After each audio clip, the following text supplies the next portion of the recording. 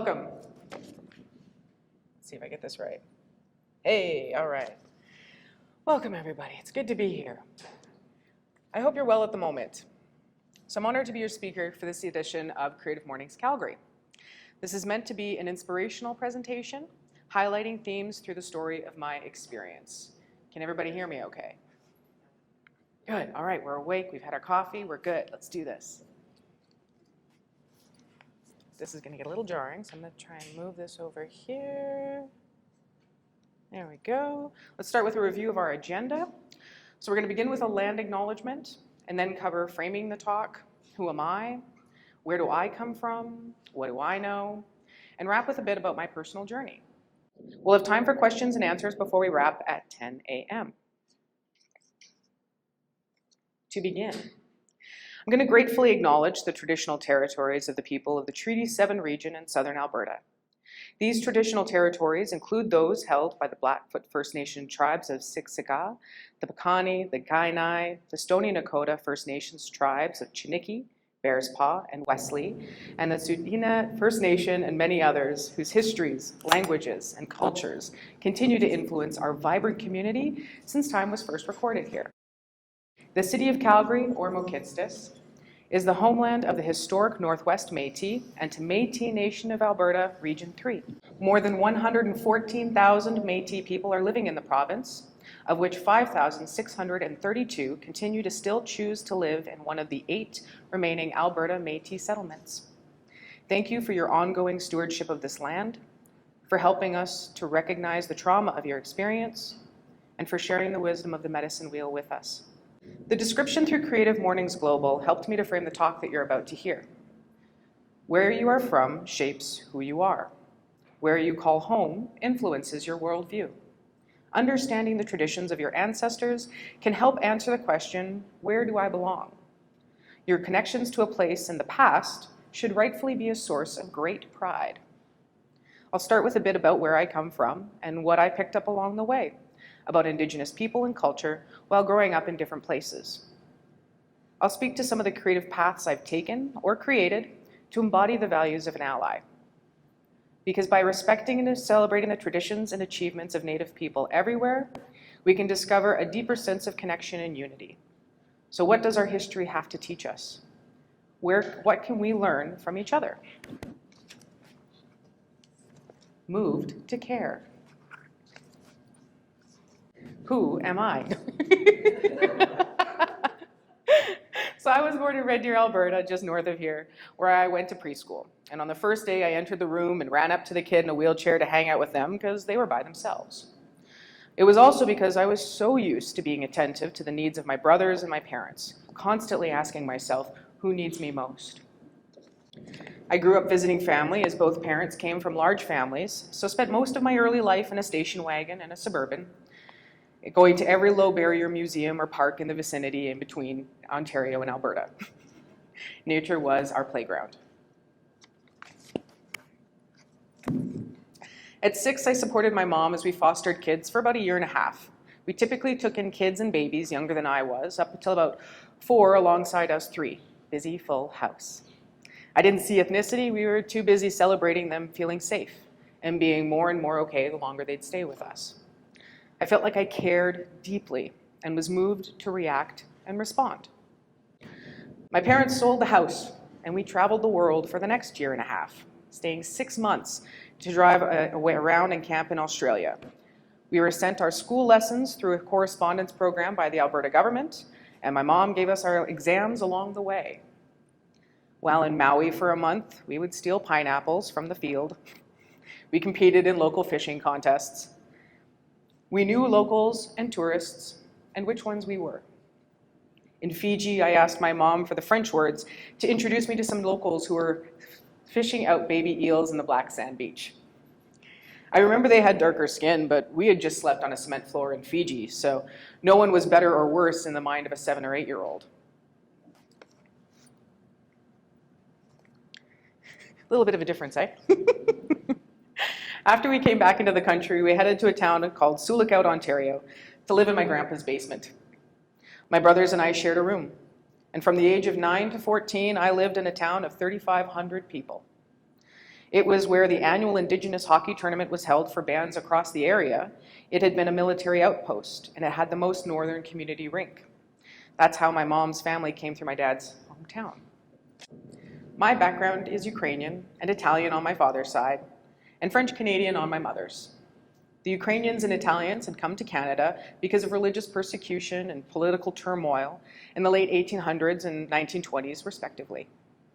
My mother's line had been traced back to the 1600s as part of New France and the filles du roi, or king's daughters, hundreds of young women sent by the king as wives for the early traders and settlers. I would feel guilty when asked what band I was from, explaining to Indigenous people that I was of French-Canadian descent, knowing that they were some of their biggest oppressors. Later, my closest cousin would brag about getting her status card and going hunting with her father, claiming her heritage. It was a strange mishmashed story of mine and not quite mine. Systems integration. In grade 5, I learned French, English, and Ojibwe. I was bullied by the locals, and as I had arrived with dark skin, tanned by my recent travels, and a combination of Australian and New Zealand accents. They did not know what to make of me. And so my best friend through Girl Guides was an Indigenous girl named Jenny. She was in a wheelchair, and her family couldn't afford the infrastructure in their home. So Jenny had been adopted by a local family and lived with her white sister and went to the same school as I did. In cooking class, we made bannock as well as fried rice. We made bannock tacos. I was able to attend powwow events, but we didn't go to powwows as a family, even though many were held in the area each year. Instead, I was introduced to the rhetoric we often think of when the word Native is brought up. There were jokes and assumptions, so I wasn't eager to make friends when the hockey tournaments brought everybody to town. I think I still considered myself a bit of a tourist. Just before grade 9, we moved to Calgary. I attended St. Stephen's and went from a school of 250 kids from kindergarten to grade 8 to a school of 250 ninth graders. I got a locker, and I didn't even think I was going to get that until high school. It was the coolest thing. Other things were happening, but it shook my world when I heard the news and religious studies that the kid who had sat next to me, who didn't show up one day, had actually committed suicide over the weekend. It was horrifying. I thought the reserve was this horrific, horrible place. And no wonder so many families chose to live in the city. I had no idea how difficult that choice truly was for them. We drove through Morley and Stony Reserve to get to the parks. A lot of my free time was spent in forests and on the land. We would climb the mountains and jump in the lakes and the rivers. We went to Head Smashed in Buffalo Jump World Heritage Site, Writing on Stone Provincial Park, and learned at every museum that we visited. But that knowledge and awareness didn't quite connect with the Indigenous people that I was around. Then I found a 400 level class as a first-year film studies student at the University of Calgary. It was hosted by a brilliant communications professor who had invited some council members to a conversation with the class about Treaty 7 and the language that had been used. I felt most classmates reduced the discussion to the inherited money and tax exclusions. But that's like telling somebody they look great after losing a lot of weight, before learning if it was a side effect of sickness, or ignoring the cost and intense change required to get to that version of themselves. My professor asked me afterwards if I wanted to join him and the members for lunch. But I was ashamed. I didn't have enough money to join them. And who was I to have an opinion on such an important topic? Building trust. We've covered 2 of the 3 themes now, and this last theme helps us look at how I've grown through my personal truth and reconciliation journey. The first focus was on how we can be moved to respond or react. It's a place to begin awareness, and however, without systems to provide connection, learning, and support for community engagement, it ends up falling short of consistency. What I've learned is that if I don't make it about me, it won't reach me. I won't be aware enough for Indigenous issues to affect me or feel competent enough to get more involved regularly. By making it part of my hobbies, my community, my systems, and life, it will. As part of the process of starting the foundation to establish a healing festival, I started to reach out to Indigenous people I knew. I met with elders and community leaders, and build confidence in hosting events to introduce the medicine wheel, cultural ceremonies, and local researchers with their work. This image was taken from the University of Manitoba's website in an article entitled, "Look to the Medicine Wheel for Mental Health, Elders Advise in First Nations Study." They quote as, the biomedical model of treating mental illness is compartmentalized. The medicine wheel framework is holistic. You treat the whole person within the family and within the community. You support the person in achieving balance in their emotional, physical, spiritual, and mental health. We can see a circular approach that interconnects the whole self as part of a larger whole community. I started learning from a place of curiosity and connection. A member of my media relations team for the Calgary Folk Music Festival was featured in the article, "The Confluence, As Long as the Rivers Flow," in The Sprawl, Calgary, which is a local journalism publication I highly recommend you guys subscribe to.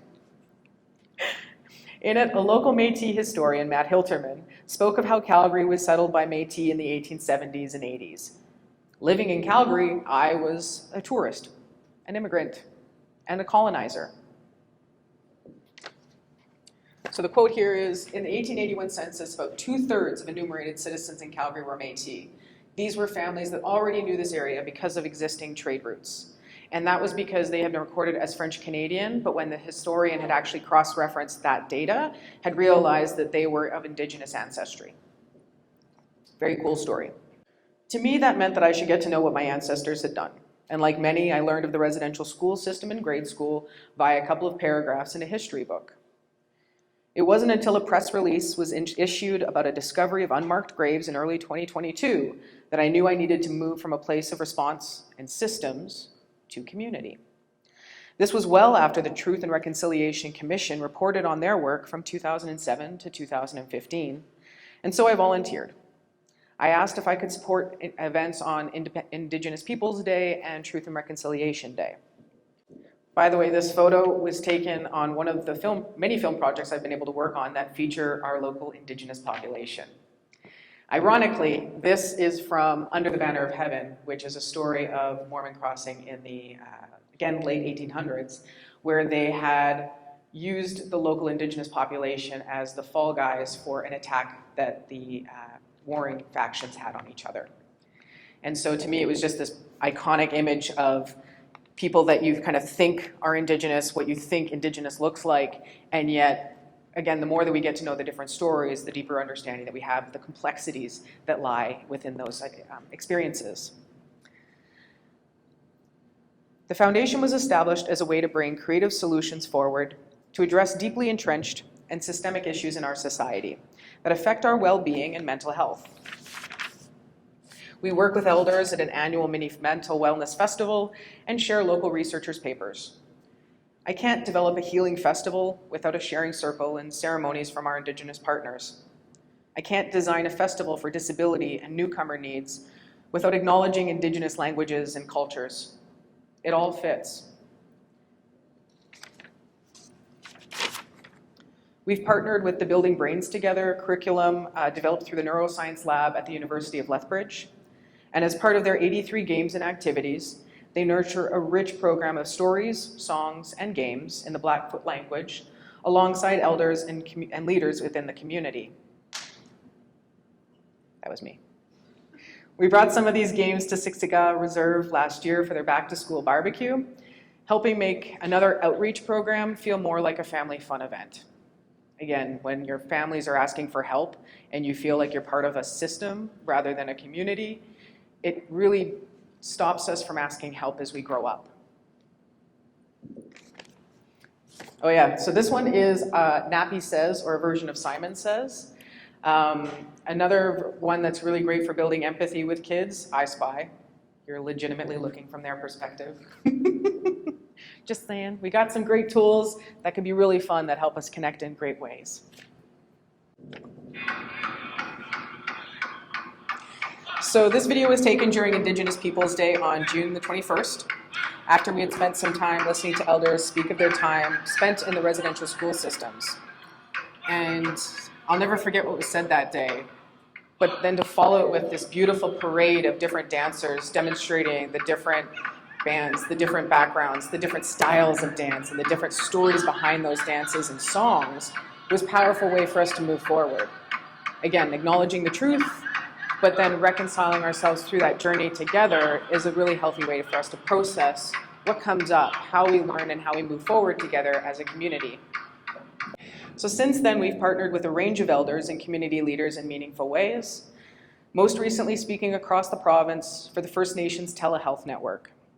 For our social media this year, we've designed a monthly series to consistently share research and note connection between Indigenous issues and our own communities.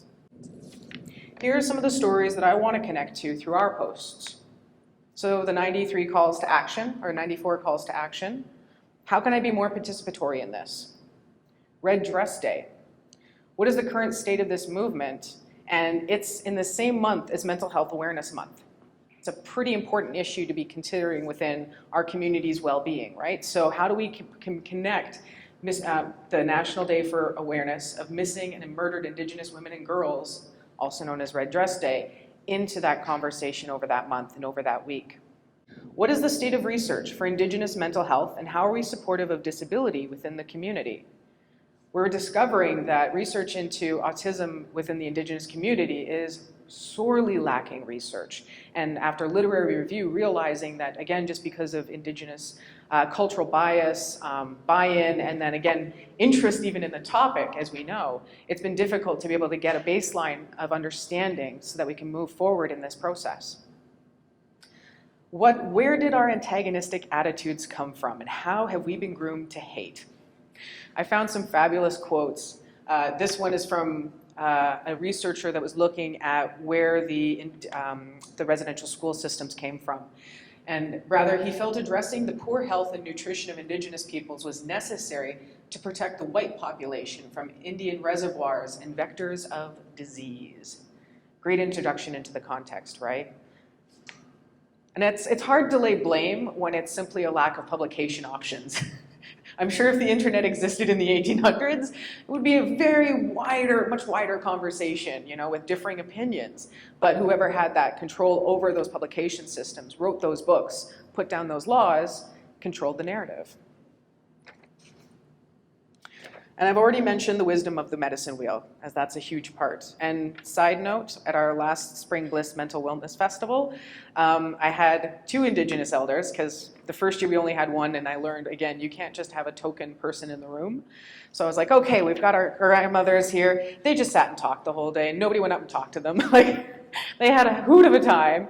And so again, what's an appropriate way to say, here's some Indigenous elders that would love to talk the medicine wheel with you? You don't want to put a sign saying, elders here, flashing neon lights, right?